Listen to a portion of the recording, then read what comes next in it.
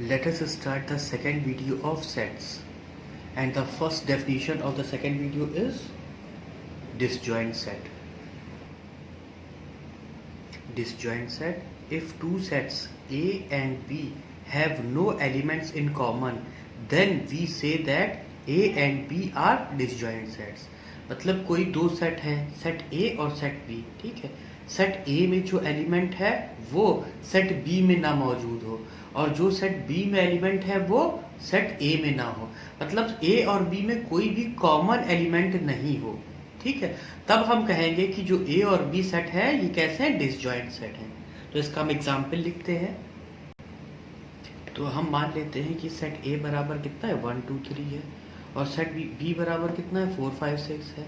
अब हम देख रहे हैं 1 देखो A में है B में नहीं है, 2 A में है B में नहीं है, 3 A में है B में नहीं है, 4 B में है A में नहीं है, 5 B में है A में नहीं है, 6 B में है A में नहीं है। तो कोई भी ऐसा एलिमेंट नहीं है जो दोनों में कॉमन हो, ठीक है। तो हम ये कहेंगे कि जो सेट A और B है ये कैसे सेट है, ये डिसजॉइंट सेट है। ओके, चलिए हम लोग नेक्स्ट डेफिनेशन लिखते हैं, that is subset. Subset: set A is a subset of set B if and only if every element in A is also an element in B, ठीक है। तो set A B का subset कहलाएगा अगर जितने भी एलिमेंट A में हैं वो सारे के सारे एलिमेंट B में हों, ठीक है, B में वो मौजूद हों।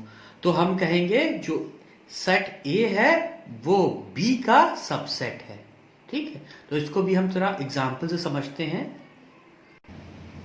तो यहाँ पे एक एग्जाम्पल लेते हैं, let set B is equal to small a, small b, small c and small d, and set A is equal to small a and small e, then we say that set A is a subset of set B। देखिए जो भी A में element है, जैसे A है तो वो B में भी है, ठीक है। ये हमारा देखिए स्मॉल b है, ये भी B में है, ठीक है। तो हम ये कह सकते हैं कि जो A है वो B का सबसेट है। और इसको हम किस तरीके से रिप्रेजेंट करते हैं, इसको हम रिप्रेजेंट करते हैं इस तरीके से, A is subset of B, that way we are going to represent it. और हम इसको कैसे रीड करते हैं, हम इसे जो हमारा सिंबल है इसको हम रीड करते हैं A is subset of B। This way we are going to read it. Let us take one more example. तो यहाँ पे एक और एग्जाम्पल लेते हैं, हम लेते हैं let z is equal to A B C D। ये हम एक सेट लेते हैं, ठीक है। अब इसके मैंने यहाँ पे देखिए इसके कितने 16 सबसेट्स बन रहे हैं, ठीक है ना। और यहाँ पे मैंने सारे इसके सबसेट्स लिखे हैं, जैसे कि हमारा पहला सबसेट क्या होगा A, फिर एक और ये B जिसमें सिर्फ एलिमेंट B है, ये एक और सबसेट है। एक खाली C एलिमेंट वाला एक सबसेट होगा, एक सबसेट होगा खाली D एलिमेंट वाला, ठीक है। तो ये 4 हो गए। फिर AB, AC, AD, BC, BD और CD, ठीक है। तो ये दो दो एलिमेंट वाले कितने होंगे, 1 2 3 4 5 6 सबसेट होंगे जिसमें दो दो एलिमेंट होंगे। फिर 3 एलिमेंट वाले कितने होंगे, A B C, A B D, A C D, B C D। तो ये 4 सबसेट होंगे जिसमें 3 एलिमेंट होंगे। फिर एक सबसेट ऐसा होगा जिसमें सेम नंबर ऑफ एलिमेंट्स होंगे, जैसे A B C D, तो A B C D। क्या देखो ये भी तो इस डेफिनेशन को सेटिस्फाई कर रहा है कि जितने भी इस सेट में जितने भी एलिमेंट्स हैं वो सारे Z में मौजूद हैं। तो हम ये कहेंगे ये वाला भी इसका सबसेट है, ठीक है, क्योंकि ये डेफिनेशन को सेटिस्फाई कर रहा है। अब हम देखेंगे 16 वाला। अब ये जो एक और सेट जो होता है ये हमारा 5 मतलब नल सेट है, ठीक है। तो नल सेट भी इसी का सबसेट होगा, ठीक है। तो इस तरीके से यहाँ पे हम देख सकते हैं इसके 16 सबसेट्स, अगर इसके 4 एलिमेंट हैं तो इसके 16 पॉसिबल सबसेट्स होंगे। तो सिर्फ यही इसके पॉसिबल सबसेट्स हैं। तो इस एग्जाम्पल से हम बहुत कुछ समझ सकते हैं कि क्या क्या सबसेट हमारे हो सकते हैं। तो यहाँ पे एक फॉर्मूला भी बनता है कि अगर किसी भी सेट में नंबर ऑफ एलिमेंट्स अगर n है तो उसमें टोटल नंबर ऑफ सबसेट्स जो होंगे वो 2 की पावर n होंगे। तो इसको हम लोग लिख भी लेते हैं। तो अगर किसी सेट में n नंबर ऑफ एलिमेंट्स हैं, ठीक है, तो उसके कितने सबसेट्स होंगे? 2 की पावर n सबसेट्स होंगे। इसी को यहाँ पे हम पीछे से भी देखते हैं। अब देखिए यहाँ के ऊपर इस सेट में कितने एलिमेंट्स थे? 4 एलिमेंट्स थे, ठीक है। तो इसके सबसेट कितने होने चाहिए? 2 की पावर 4। 2 की पावर होता है हमारा 16, और यहाँ पे देखिए 16 सबसेट्स हमारे निकल के आए, ठीक है ना। तो चलिए हम लोग अपनी नेक्स्ट डेफिनेशन पे आते हैं, दैट इज यूनिवर्सल सेट। तो हमारी यूनिवर्सल सेट क्या होता है? Universal set is the set containing all elements and of which all other sets are subsets. तो ये हमारी डेफिनेशन होती है यूनिवर्सल सेट की, और इसको हम बेहतर तरीके से एग्जाम्पल से समझते हैं। तो let us take one example. तो अब देख लीजिए, मान लेते हैं U is equal to U is a set of all natural numbers. तो ये एक सेट है ऑल नेचुरल नंबर्स का। अब हम यहाँ पे एक सेट लेते हैं A इज इक्वल टू 1 2 3 4 5 6 7 8 9 10। तो एक सेट है, उसके ये एलिमेंट्स हैं। एक सेट हमारा B है, इसके एलिमेंट्स क्या है? 5 10 15 20 25। और एक सेट C है, इसके एलिमेंट्स क्या है? 1 2 3 है, ठीक है। तो ये जो A है, इसके सारे एलिमेंट्स इस यूनिवर्सल सेट में मौजूद हैं, ठीक है। इसी तरीके से हम B देखते हैं, B के सारे एलिमेंट्स इस सेट में, यूनिवर्सल सेट में मौजूद हैं, और ये C के जितने भी एलिमेंट हैं वो सारे के सारे यूनिवर्सल सेट में मौजूद हैं। तो हम ये कहेंगे कि ये जो हमारा ये सेट U है, ये A, B और C के लिए एक यूनिवर्सल सेट है। Let us take one more example.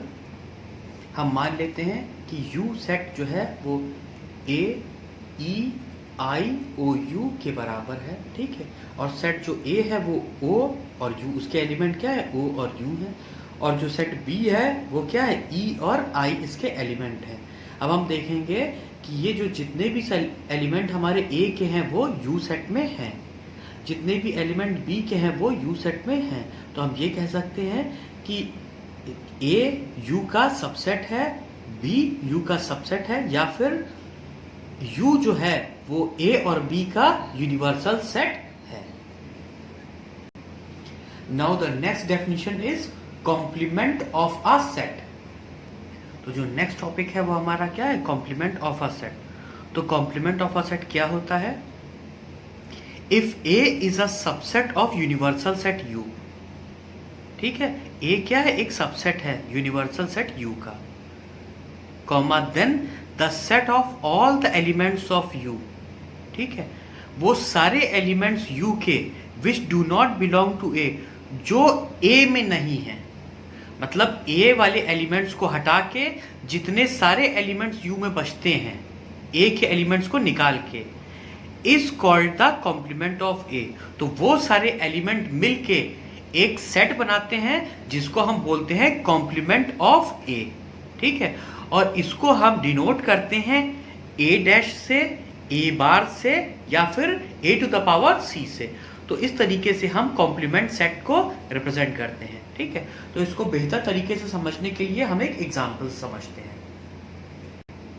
तो देखिए, हम मान लेते हैं यूनिवर्सल सेट है, उसके एलिमेंट्स हैं 1 2 3 4 5, और एक सेट A है, उसके एलिमेंट कितने? 1 2 3 हैं। तो अब अगर हमें A का कॉम्प्लीमेंट निकालना है, मतलब A बार अगर हमें निकालना है, तो हम क्या करेंगे? हम यूनिवर्सल सेट में से जो A के जितने भी एलिमेंट हैं उनको हम हटा देंगे। उसके बाद जो एलिमेंट हमारे बचते हैं वो हमारे एलिमेंट, उनको हम साथ में लिख लेंगे, और वही एलिमेंट्स मिलके हमारे क्या कहलाते हैं? Complement of set A।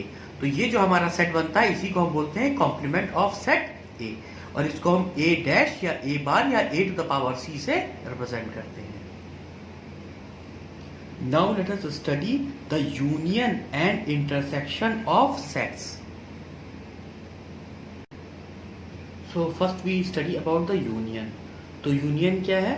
The union of two sets A and B is a set C, ठीक है। A और B का यूनियन अगर हम करते हैं तो हमें एक सेट C मिलता है, ठीक है, form by combining the elements of A and B, ठीक है। तो जो सेट C होता है उसमें ए और बी के जो कंबाइंड एलिमेंट्स होंगे वो हमारे सी में होंगे, ठीक है। So it contains all elements in either of the set ए और सेट बी, ठीक है।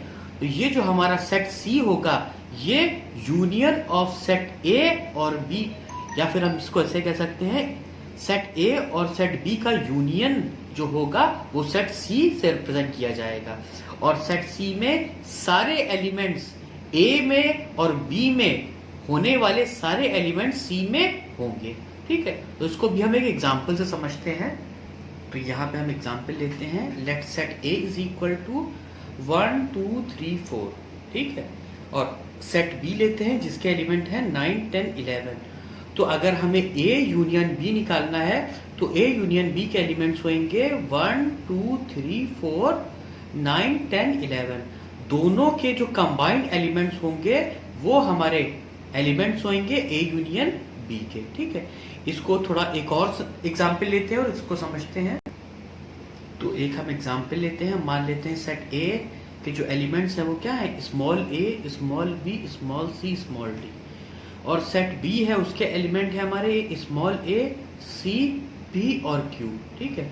तो ये जो ए यूनियन बी होगा तो उसमें जितने भी एलिमेंट ए के होंगे वो भी होंगे और जितने भी एलिमेंट बी के हैं वो भी होंगे। और जो एलिमेंट्स कॉमन हैं वो रिपीट नहीं होंगे, वो सिर्फ एक ही बार लिखे जाएंगे, ठीक है। तो जो ए यूनियन बी के एलिमेंट्स होंगे वो होंगे A B C D P और क्यू, ठीक है। तो जो कॉमन एलिमेंट्स होंगे वो भी एक ही बार लिखे जाएंगे। जैसे यहाँ पे देखिए ए इसमें दोनों में है, सी इन दोनों में है। तो ऐसा नहीं है कि हम ए को 2 बार लिख देंगे सी को 2 बार लिख देंगे, सारे एलिमेंट्स एक बार लिखे जाएंगे, ठीक है। लेकिन सारे के सारे एलिमेंट्स यहाँ पे होने चाहिए, एक भी एलिमेंट छूटना नहीं चाहिए, ठीक है। अगर छूट गया तो हमारा आंसर रॉन्ग हो जाएगा, ठीक है। तो ये होता है हमारा यूनियन। तो हम आ जाते हैं इंटरसेक्शन ऑफ सेट्स में। तो उसकी डेफिनेशन क्या है, the intersection of two sets A and B is a set that contains elements that are both in A and B, ठीक है। तो अगर हम दो सेट का इंटरसेक्शन कर रहे हैं तो वैसे सेट ए है और सेट बी है, तो सेट ए और बी का जो इंटरसेक्शन सेट होगा उसमें वो एलिमेंट्स होंगे जो दोनों में कॉमन है, ठीक है ना। अगर ए सेट और बी सेट में दोनों में जो कॉमन एलिमेंट्स होंगे वो इंटरसेक्शन सेट में लिखे जाएंगे, ठीक है। अब मान लीजिए कि अगर ए और बी में कोई भी एलिमेंट हमारा कॉमन नहीं है तो ए इंटरसेक्शन बी लिखा जाएगा 5 सेट, ठीक है। तो इसको भी जरा हम एग्जांपल से समझते हैं। तो देखिए हमने माना है let set A is equal to A है, उसके एलिमेंट्स हैं 1 2 3 4। एक सेट बी है उसके एलिमेंट हैं 4 5 6 7। तो ए इंटरसेक्शन बी के जो एलिमेंट होंगे वो जो दोनों में कॉमन है, सिर्फ 4 कॉमन है, तो ए इंटरसेक्शन बी का जो एलिमेंट होगा वो 4 होगा। तो ये हो जाता है हमारा intersection of sets. So that is the end of the lecture. Now we will meet in some other day in